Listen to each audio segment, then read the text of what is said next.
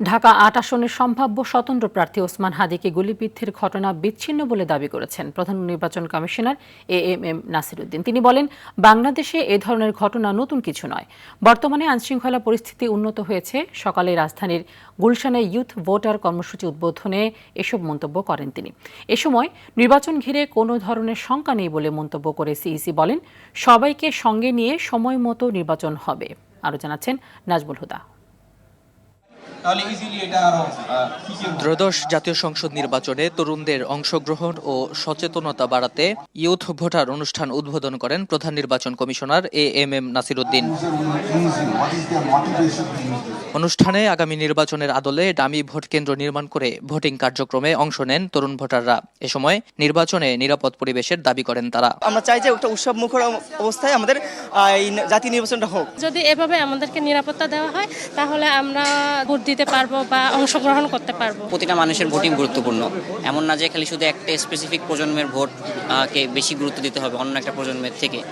ভোটটাকে সার্বজনীন হতে হবে। নির্বাচন নিয়ে যত ধরনের দুশ্চিন্তা থাক তা মাথা থেকে ঝেড়ে সবাইকে প্রস্তুতি নেওয়ার আহ্বান জানান সিইসি। নির্বাচন নিয়ে কোনো শঙ্কা নেই। We are fully prepared to move ahead.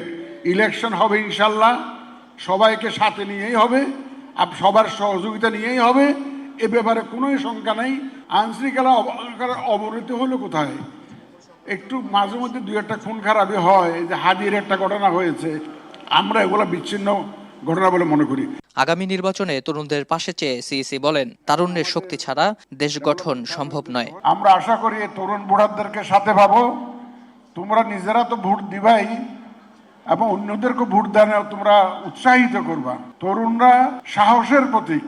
তোমাদের যে ক্রিয়েটিভিটি, তোমাদের যে আইডিয়াস, তোমাদের যে এনার্জি, এইটা ছাড়া দেশ গড়া সম্ভবপর নয়।